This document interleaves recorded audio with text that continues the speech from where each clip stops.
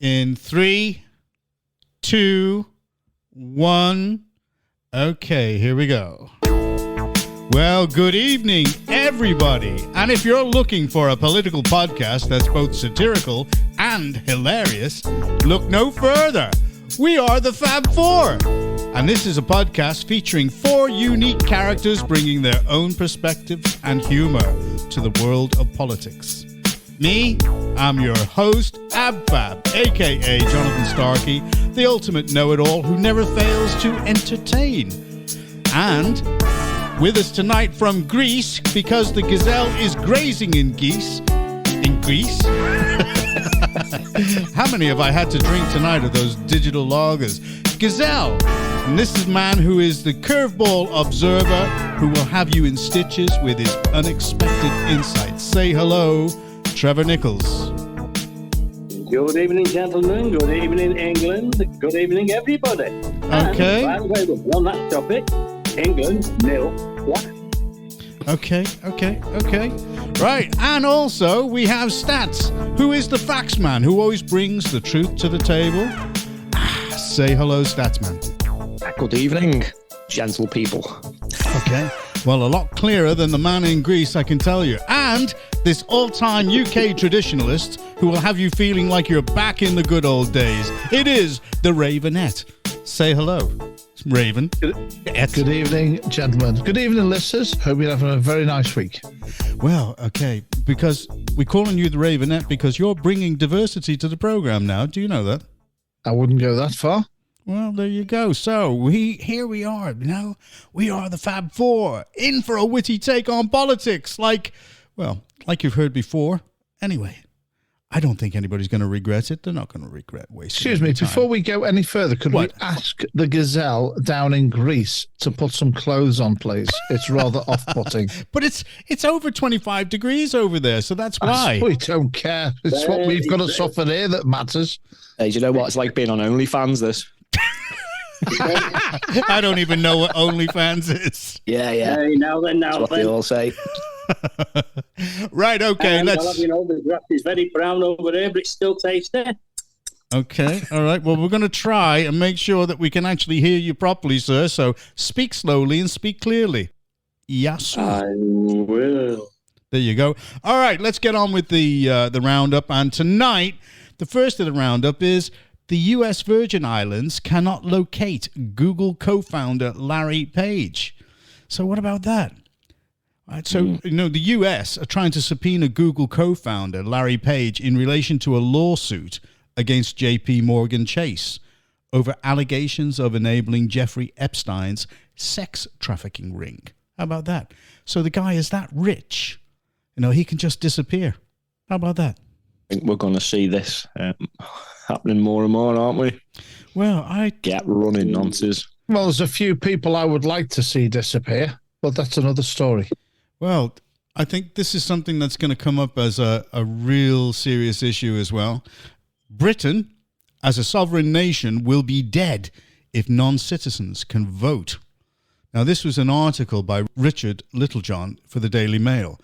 And what he's saying is he's criticising Keir Starmer, the leader of the Labour Party in the UK, for his stance on extending voting rights to foreign nationals residing in the country. How about that? Can we cover that a little bit further later on in the show? Well, yeah, we are, but you need to give the guy credit because he's right on the button. He's right on the button. Who are you referring to there? Richard Littlejohn. Oh, yes, Richard Littlejohn. I thought you were going to say Keir Starmer for them. We were going to plan something for you if you were going to come out with that. Well, he just thinks it's going to undermine the concept of Britain as a sovereign nation. That's what. Well, it will do. It's clearly a two-part plan on the part of the Labour Party under Sir Keir Starmer. Yeah. First of all, to gain more votes, and obviously it would then sort of facilitate their underlying, in my view, argument for wanting to take us back into the EU. Mm-hmm. Well, and moving on from the elections last week that we all spoke about, Britain's Labour Party doesn't want to talk about a hung parliament. How about that one? That doesn't surprise me. I think they're trying to play that down as a possibility because they don't want to come out and say that on the basis that it may undermine any vote they may get for an outright win. It's just party political game playing, to be honest.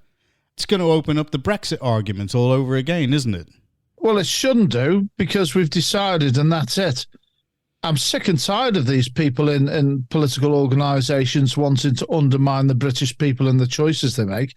And secondly, I'm sick and tired of the politicians and the two main parties in particular in this country. And also, I'd just like to add, I'm sick and tired, to be quite frank, of a swathe of the population out there, to whatever degree that may be, who would go out and vote Labour or go out and vote Conservative no matter what, on the basis they still think they're Labour and they still think they're Conservative. And both of those parties are completely undermining the sovereignty and the indigenous population of this country. I'm sick and tired of people who are so stupid to go out and vote for these people. Well, if I may just jump in there. Go ahead. Keir Sunak said today, there was some sort of thing going on there, on about Rishi Sunak said that in his first 100 days he would burn all the EU policies. Yeah.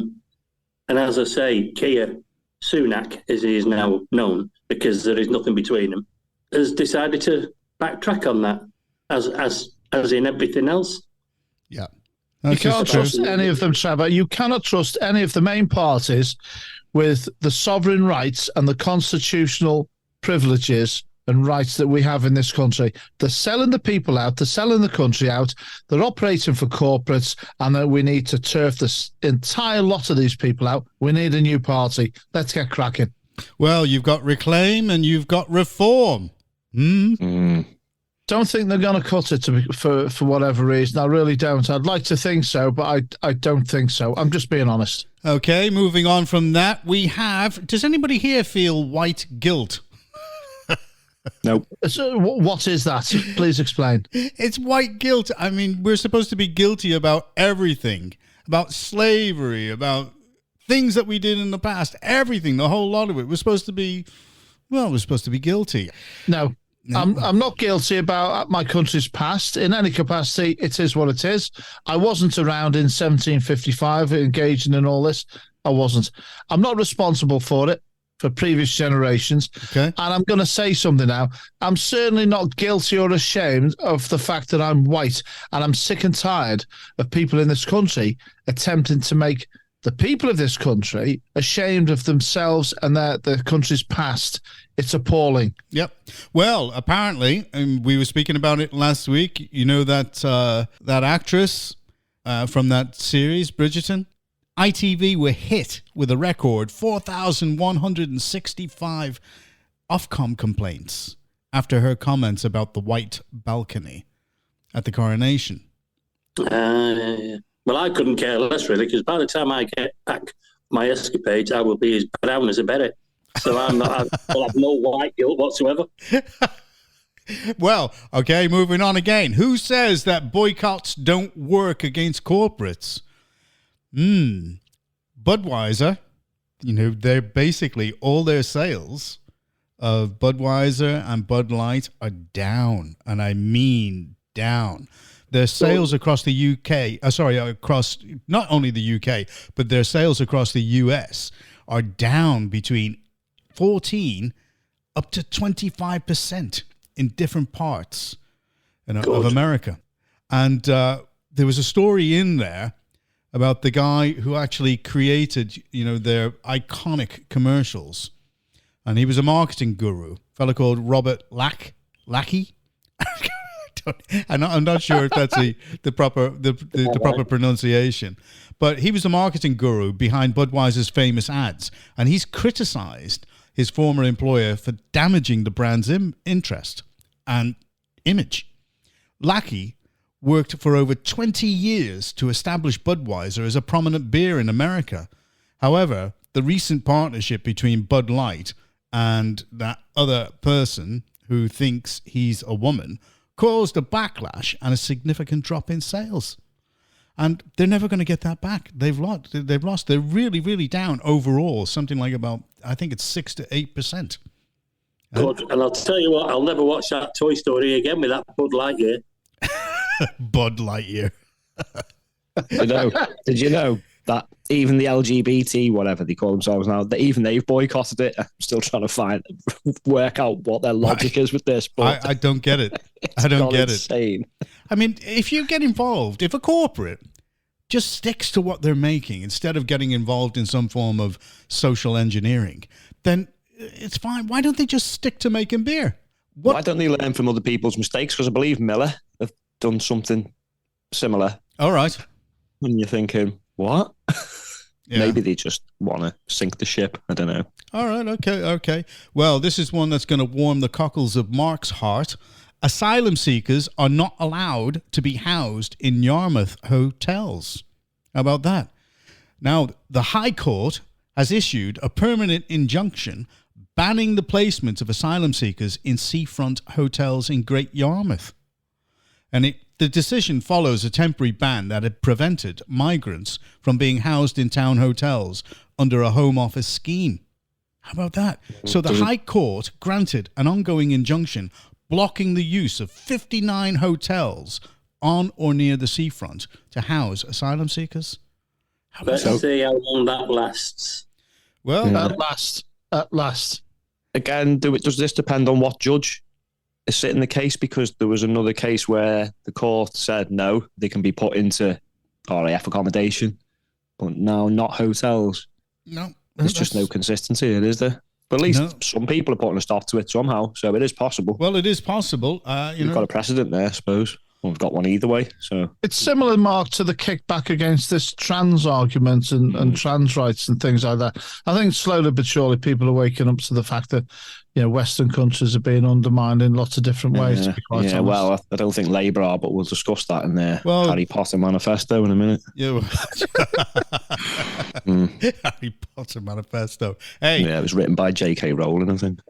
Talking about moving fast. The Archbishop of Canterbury, Justin Welby, was convicted of speeding days after King Charles's coronation. How fast do you think he was going? He couldn't get away from it quick enough. How fast do you think he was going? What was the speed limit on the road? 20 mile an hour. Yeah, I'd say he was doing 46. I'm going 45. What about you, Trevor?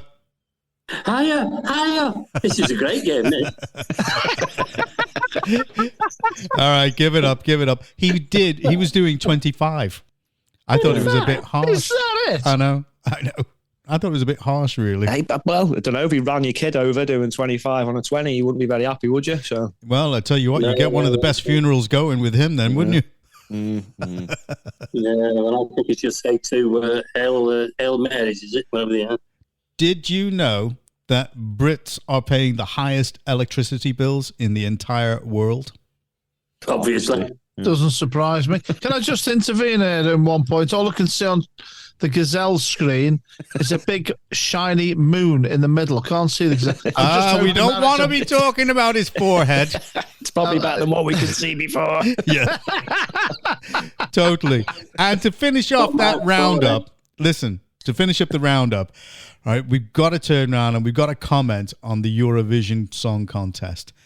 Why? It's pointless. Because Eurovision fans are accusing the contest of being rigged to help Sweden win because it is an anniversary next year. And so everything's going to hook up. Isn't it always rigged? Well, so we don't win.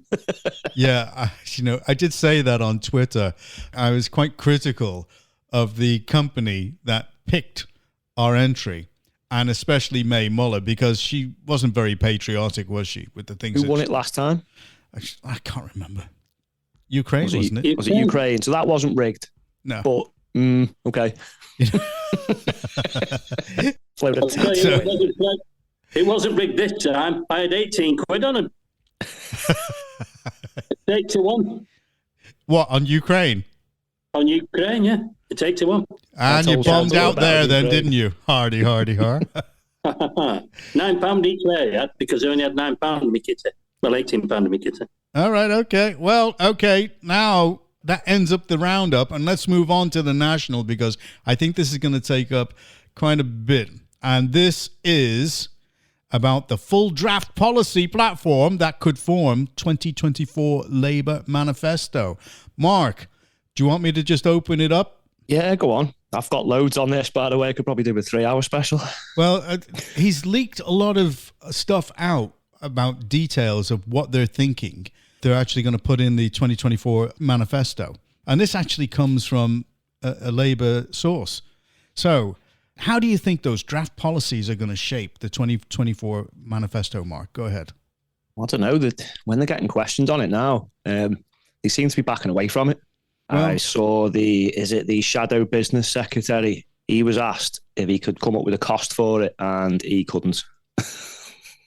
And then Jonathan Ashworth was also asked about it, and he seems to be backtracking, saying, well, it's not the final manifesto yet. No, but isn't that the plan? So it is going to be the final manifesto. Well, number one on there was a green and digital future. And this is delivering a green prosperity plan. Can anybody tell me how you can deliver a prosperity plan going green? No, but I can tell you how it's not going to work if you want me to go through that quickly. Yeah, go ahead. So it is net zero on steroids, isn't it? It's basically the WEF agenda, because we know Keir loves Davos and all that because he's a globalist. But they're going to invest 28 billion more in public capital every year in the green economy. And here's me thinking we were skint. They're going to stop licenses for oil and gas. So that's going to be good. But what they're not telling you is that more money than ever is being invested into fossil fuels. So that's not going to change a thing. Now, they also want to deliver clean electricity by 2030. Another pipe dream, because they're going to massively increase green energy. But again, I'm fact-checking this manifesto, and what they don't tell you is there's actually a 9 billion in renewable energy backlog of investment projects, which can't be, get this, connected to the grid for another 10 to 15 years. So they can create as much renewables as they like, but it's going nowhere. Honestly, these people are thick. They're going to create over 1 million jobs for people of all regions, genders, socio-economic groups. So communism from the off. Yeah. And another one, so cheap electric vehicles, which travel like this one, which means more kids down the cobalt mines. You know, how progressive. Yeah, they're going to protect foxes. And then we're going to have a Clean Air Act, meaning the sheep vote Labour, and we get more of these LTNs and ULEZ and 15-minute cities. So it's honestly, the green bit seemed to be the biggest bit. It's just obsessive, and it's, you know how I feel, but anyway. Well, closely followed by reforming the energy market. So they're fundamentally going to reform the system of energy supply, generation and transmission, and distribution, so that it delivers cheaper bills for consumers and businesses, clean energy, and energy security. Anybody can you tell me about that? They want to create GB Energy, a new homegrown, publicly owned national champion in clean power generation. So that ain't going to happen, because if you can't actually hook up to the grid, well, then what can you do? Do you know how much of the energy in this country is owned? Foreign owned. Probably about 70% of it. 85%. Wow. I thought it was about 80 or 85%. It's about 85%. You know, all these wind turbines, etc., and all that. You know how much that is foreign owned? All the money goes back to the foreign investors. That's 79%. Jesus. Well, that's backfiring, because they're not even able to hook up to the grid. So it's going to come to a time when no one's going to invest. And also, if you check on it as well, they get subsidies for setting up these wind farms, etc. They get subsidies off our government, and then all the money goes back to their governments. So it begs the question, they're saying that they're going to launch a national wealth fund. I mean, where's the money come from to actually put in the national wealth fund? Tax the rich. Well, they're just going to borrow it. Print it. Yeah. They're going to borrow it. They're going to borrow it. They're going to invent it. They're going to borrow it to invest. I just what they're doing is, if they're bringing these windfall taxes in on these, you know, they've seen that BP and etc. making so many billions. What they're doing is they're bringing windfall taxes in, and they've already spent it 11 times. Or 11, according to Diane. 97, yeah. They've sent it. Yeah, thank you there, Jonathan. Yeah, they've spent it 11 to 7 times already. I've read the draft manifesto. Oh, hard work, isn't it? It is. I mean, okay, support the environment and act on sewage. Support sustainable UK farming and animal welfare. Harness technology to boost the economy. All right, well, what exactly are they talking about when they say that? They're going to modernize and build the capacity of the state to be a more active, capable, and reliable partner. They're not reliable. They've done nothing for the people of this country. They've created a whole depressive mood amongst everybody and got everybody fighting against each other. And this is both of them, the Conservative, Labour, Liberal. I mean, I've never seen it so bad. So what are they going to do? And how are they going to help the UK to capitalise on its world-leading universities and research base to grow the number of spin-outs? What are they going to do? Are they going to give the universities more money? No answer there. Well, we're waiting for you to gather breath and take a gap. I know. I just can't work it out. This Starmer, he flip-flops like he's in a competition, doesn't he? You know, he's reneged on a lot of pledges. He's reneged on a lot of pledges. He's not the flip-flop of the year award. Can you trust a single word he ever says, right? No. Now, what's he going to be like as a Prime Minister? This is frightening, this. Rubbish. Labour voters don't even know what he stands for. And I'll go into depth of all the Labour MPs I'll offer to form the next government soon. And it will make a good podcast on its own alone. Yeah. And I'll name one of them to tease us. Let's get it going. I'll just tease you on this. Emily Thornberry, and I'll leave it at that. This is what we've got to look forward to. Oh, yes. Emily Thornberry. Gentlemen. We'll do that in the podcast. Go ahead, Raven. Go ahead. I just want to say a couple of very important points. Well, they're always important with you, Ravenette. Go ahead. 1 second. They certainly are.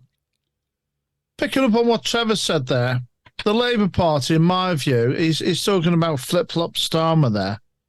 This party, and I liken them very much now to the Conservatives, as far as I'm concerned, the British public cannot trust them. It says here, I'm picking up two areas, actually. They're talking about, this is the Labour Party. They want to back a points-based immigration system. Okay. Have no return to freedom of movement. This is the very same party that signed the Lisbon Treaty and opened up the rights of access to this country to 400 million people and went actively looking around Eastern Europe to encourage swathes and swathes of people to come here, putting pressure on the public services. Now, the very same party who had lots of people within it attacking independence campaigners as being racist simply for wanting a controlled immigration policy and a points-based immigration system are claiming to want the same. I don't trust these people as far as I can throw them, but they're also talking about crime now and protections and much more engagement with families, antisocial behaviour, having youth workers at A&E because of gangs, lots of other things like that. Yeah, and putting more policemen in there, about 13,000 of them. That's right. Just 1 second, John. But this is the very same party who is now talking about a serious approach to crime, antisocial behaviour, community, family, and individual responsibilities. Oh, they want to get those smugglers, those people smugglers from the channel. They want to get them. Just 1 second. We've been talking about the fact that the standards of this country have been going down the drain for a long time. Yeah. Now, the Labour Party is trying to sort of acknowledge and address a lot of the problems in the country by bringing in youth workers and all kinds of other measures, antisocial behaviour orders, respect orders, all kinds of stuff. But you cannot fix a broken society with measures like that. It starts at the root cause and the root problem, which is traditional values and standards, which the Labour Party, through its liberalism, where anything goes and everything is acceptable, actually undermines everything traditional in terms of the traditional family unit. The Labour Party, I'm sorry, I do not trust you one bit when it comes to tackling crime, when you are the same party that had numerous councils up and down the line that did nothing whatsoever to protect young girls who were the victim of grooming gangs. And there were Labour-controlled areas. That was true. Labour-controlled councils, by and large. And they want to improve the justice system. Do you know that, Steve? They want to improve the justice system. They're committed to improving enforcement, ensuring victims' rights are fully enshrined, and that there are appropriate duties in place for agencies to work together and signpost victims to the service they need. How about that? And bringing in a points-based system. Wow, that's unique. Yeah, I've got a little bit on crime just to follow what Steve said. Yeah, go ahead. They want to be tough on crime. Well, I've fact-checked them. They're crap at that already. Yeah. They're going to introduce a new child exploitation register. Now, as Steve just said, this is comical after their track record with these jihadi rape gangs. This whole thing's fantasy land. And they're also going to make misogyny a hate crime. The problem again here is the original definition, before people started changing words, of misogyny is hatred of all women. But it's being manipulated now to anything negative towards any woman. These people are thick and they're going to use anything. And then another one here is act over historic injustices like Grenfell, etc. But again, like Steve said, nothing on 40 years of these Islamic jihadi rape gangs, though, is there? No. Makes me sick, it's all lies. I don't even know why they bother writing this because they never fulfill it anyway. Well, the other one is, now you're all going to have a laugh at this. Do you want to laugh before or do you want to laugh after? Before. It is reform Westminster and devolve power. Yeah, I got that too. Right. They want to devolve decision-making away from Westminster to those with the experience, knowledge and expertise, and putting power directly in the hands of the people of England, Scotland, Wales and Northern Ireland. Well, if they want to do that, why don't they just all vacate Westminster? What they're trying to do is replicate the old Soviet Union-style commissars around the place. We really don't want that. Have you been reading my notes? I've got that as well. You want to increase the state, so again, more communism. But at the same time, they want greater devolution. So doesn't that give people more powers locally? But it won't be like I tried to campaign for the people. It'll be for these Labour councils. So basically, it's a power grab. It's a power grab away from the government, isn't it? So. Just as a quick aside, do you know that Cheshire East, the independents there, have gone with the Labour group there? So it's going to be Labour in control in Cheshire East, and we now have Labour in control in Cheshire West. Anyway, that was just a quick one. We're moving on through that because we're getting through it quickly. Abolish the House of Lords. Yeah. Introduce votes for 16 and 17-year-olds. Oh, what a surprise. And they're talking about... It's the only way they'll win an election, though, isn't it, you see? Public services that work from the start. Right. Yeah, that'd be nice. Reform NHS services. Improve mental health services. Reform social care. Reform schooling. Oh, wait. Hang on a minute. But nowhere in there, John, did I see them wanting to get rid of this non-evidence-based gender identity or the sexualisation of children in schools. It wasn't in there. Carry on. I wonder why. Enrich family life through culture, media and sport. Yeah, well, we know what their idea of culture is, isn't it? It's liberalism, filth promoted at schools and stuff like that. We're not having it. This party is claiming to be the party of controlled immigration that opened the borders. They're claiming to be the party of crime, which let grooming gangs run amok. They claim to be the party of standards that promote filth in schools and quite happy for it to take place. I don't trust them as far as I can throw them. This country is in danger in the hands of Labour. And I have to say, it's not in much better shape under the Conservatives. We have to get something new in. We have to clear these people out. Both of those parties are, in my view, predominantly treasonous in their activities against this country and its constitution. Well, that's the third time that you said that you do not trust them, Raven. We know that you do not trust them. It's not very often I back you right up to your kilt, but I do this time. And I say, vote reform. Could that be because you have an And here's me affiliation with just them, sir? expecting the next loony policy to come out. I'm not sure what's going on. Well, no, the loony policies are coming from the major parties, Lib Lab Con.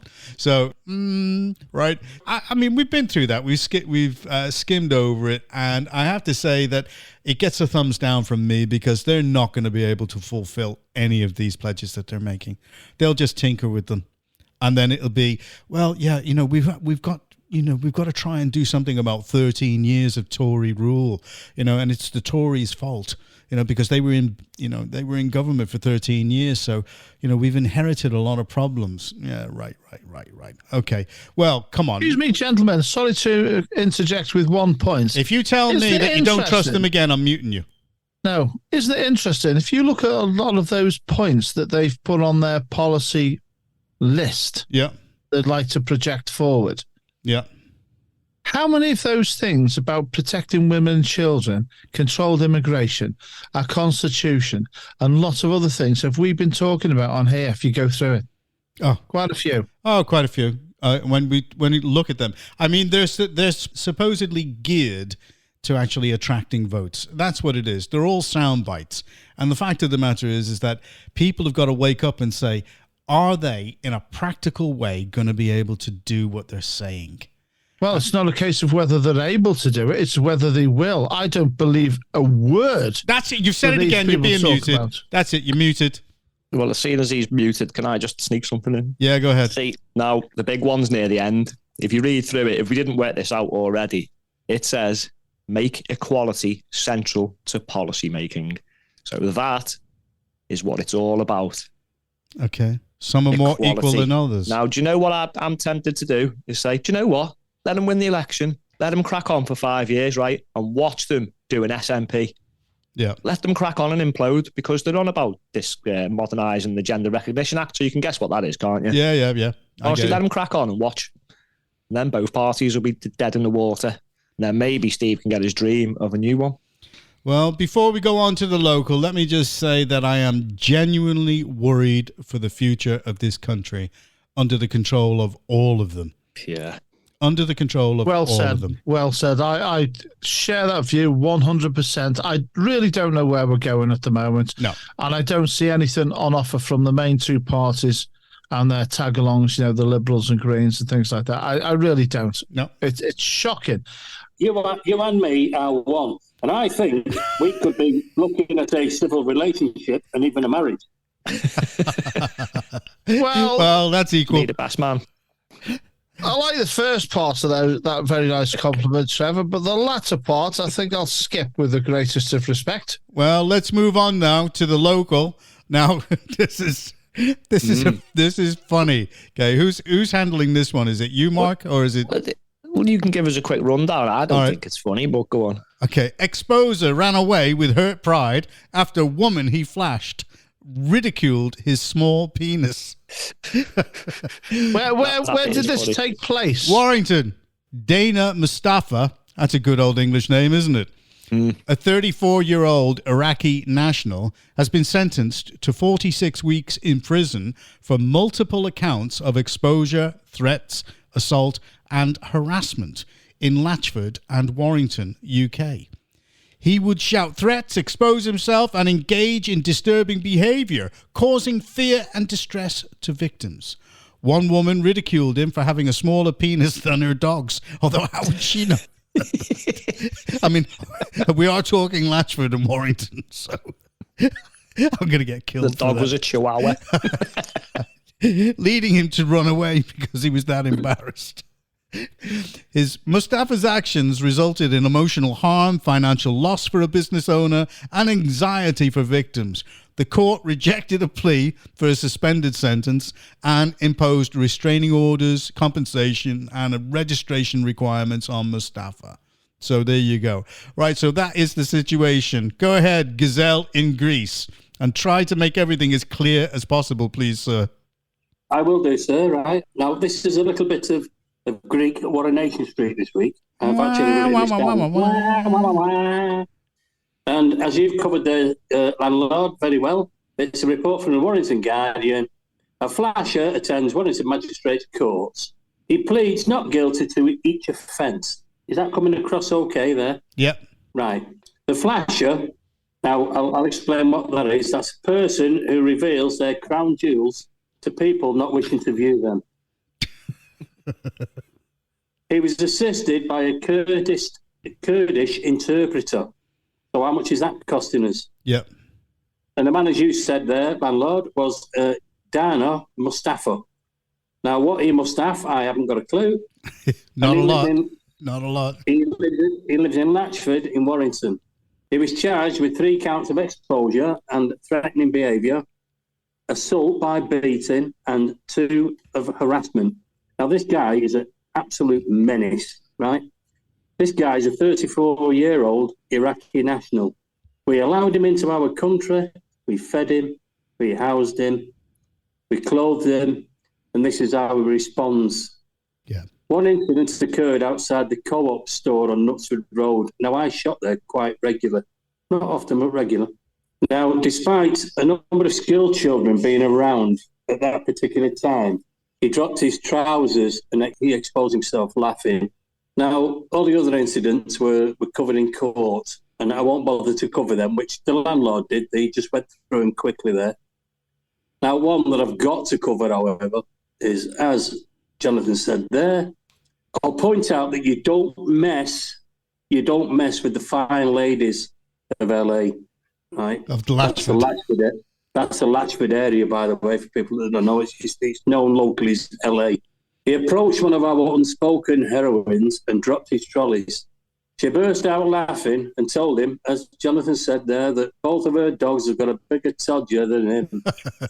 And for our American listeners, a todger is the English for penis.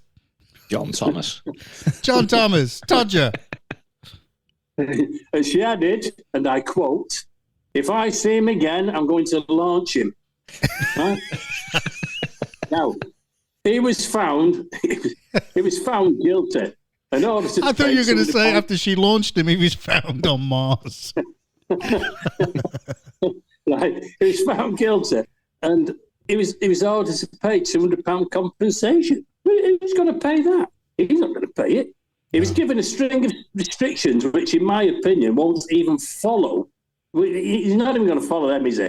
As soon as he comes out, and as Jonathan has said, he's got 48 weeks, of which he'll serve around 16 weeks of those. Yeah, and that's if we're lucky. And before you start, oh, you snowflakes, start bleating, xenophobe. No, enough is enough. Yeah, we don't need it. We don't need that kind of action. No, we don't need it. As I've said earlier in the podcast, we in Warrington are being swamped with illegal migrants. We do not know where they are from or any misdemeanours that they've committed. No. We must demand our MPs step up and address this massive problem in Warrington.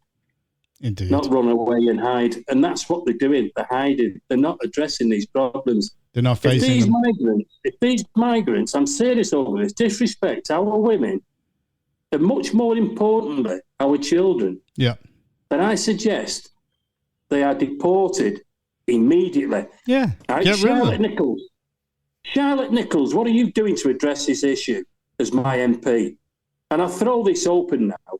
This is an invitation for you to join us on Cheshire Matters and discuss immigration, legal or not legal. Yeah. And I will put this invitation to you, which I'm going to do as soon as I get home via email. It's an open invitation for you to come onto our Cheshire Matters podcast and tell us, or tell me in particular, what you're going to do. Yeah. See what you're going to do. I'll go with that. Mark, do you want to have a final say on this? Well, let Raven and I'll jump in. Go on, Rave. Yeah, very quickly, I just want to say this article has brought an element of humour in it due to the lady's comment, because they're hard in LA and the way she dealt with it. Yeah. But there is actually a very serious element to this, which Trevor has touched on, which is this, and we've covered it many times. There are so many people coming into this country illegally and illegally. We don't know who they are. And we now have situations where our women and children in this country are at risk because we don't know who, We don't know what, when, where, why, or how, what's going on anymore with who. We don't know who these people are. There's no checks. And I'm sorry to say, every man in this country needs to now start undertaking very serious responsibilities for their families and for their communities in protecting the women and children of this country.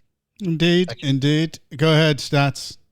Yeah, on a serious note, because we've had a joke, but this isn't nice saying this, but this is our future now. This disgusting depravity, which is imported on a regular basis, is only going to get worse if that's possible. Now, like Steve said, we warned about this for years. And in fact, recently we discussed the event in Ireland, and we warned, didn't we? It wouldn't be long until it was our turn. And here it is. Recently, we reported on an Iraqi who raped a Ukrainian refugee in Neston. And now we've got people exposing themselves around the Gazelle's manor.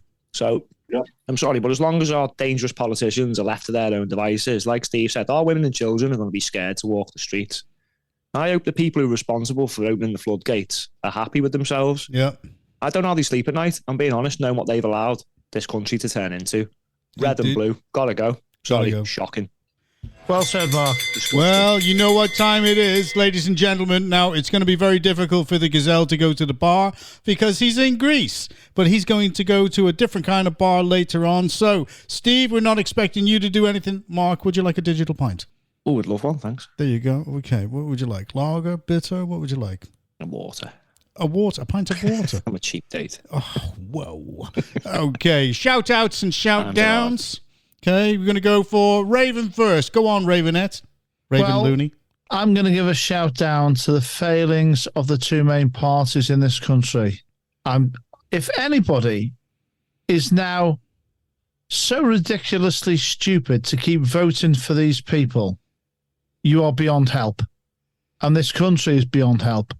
The very idea that the people who have created the problems in this country, namely the Conservatives and the Labour Party, through immigration, EU membership, uncontrolled mass immigration, political, economic failure across the board with our public services, failure to control the economy, a taxation system which takes your money at every opportunity.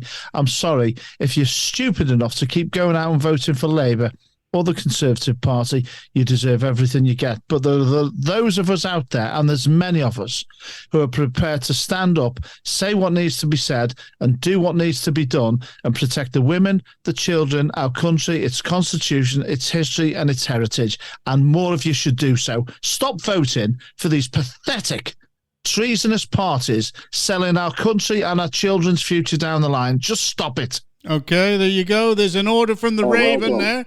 All right, Trevor, we're going to try and hear you clearly enough now. What is your shout-out or shout-down?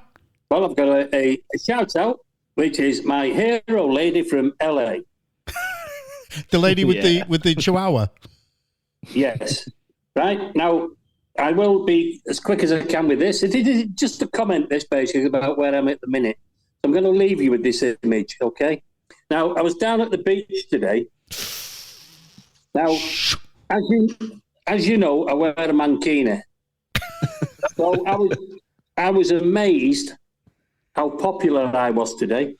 I stripped off, and everybody on the beach was staring at me.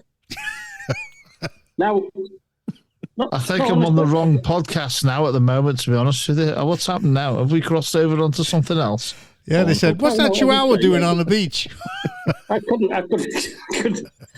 believe it. Now, me being an entrepreneur, as you know, I had this bright spark. I'm going to start up a business in Greece selling these products. I couldn't believe it. Honestly, everybody was staring at me. What products? I was saying to the police officer as we were leaving the beach, it's modern day swimwear. Okay, so this is your shout out for entrepreneurs. Yeah? Okay. Yeah, I think we're flying. I'm going to set up a mankini business in Rhodes. Okay. Or a man-queenie business. All right, Statsman, shout out, shout down. I don't. I love that one. Oh, man, I've got a massive international shout out for Donald Trump. Because I know he listens regularly, doesn't he? So, so he was right again, wasn't he? The fake witch hunt of him being a Russian spy. Oh, the report came out. Was literally just that. So actually, another shout out to John Durham and his investigation. as he's proven the FBI had no evidence to start their witch hunt. It was all politically motivated by a corrupt Democrat Party and the intelligence agencies using fake intel. So a lot of people need to be held accountable for this. But again, I won't hold my breath. But if they're capable of this, makes you wonder what else they're capable of. Rigging elections, maybe. Indeed. Well, my shout out is going to the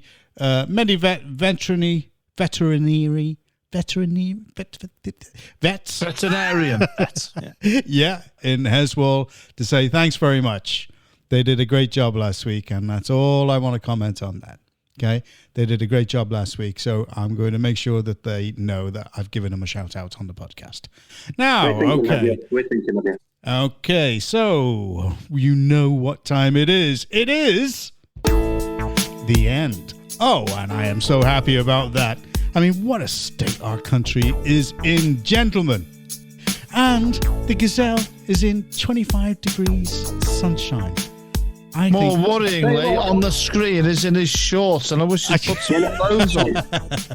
That's where I am, because I'm off out to the bar now. It's 22:11, and I've got to be there for about 1:45. All right, well, in that case, then, say good night, Gazelle. Good night, gentlemen. Good night, England. Good night, boys and girls. Now then. Don't shut up, you. Okay, Mark, say good night. Good night, all. It's been a pleasure. Oh, good night to all of your listeners, and enjoy the rest of your vacation. Yes, indeed, Gazelle. Yes, and sorry, I forgot that. Philip Schofield. Bye! It is bye-bye for him. It is. Raven, say good night. No. Goodbye, listeners. Goodbye, gentlemen. Hope you have a great week ahead, what's left of it, and chill out. Give some thought to what you're doing to remedy this country yourselves. Don't sit back and complain about failings of the political system. Force change. Indeed. Well, I'm going to say goodbye because I am the best. The best of the Ab4. Here we go again. He's making up for the start. Oh, dear me. Numero uno. The man with the big kahunas. That's me. You do know the council have taken on a couple of extra staff to deal with all your recyclable hairspray tins that you come out with every month. I know. What can we say? I mean, I just am what I am. Or that should be Trevor's song. I am what I am. The landlord creates jobs for this country. Yes, indeed. And also CFCs. Yeah, they've taken on an extra 2 stig of the dumps.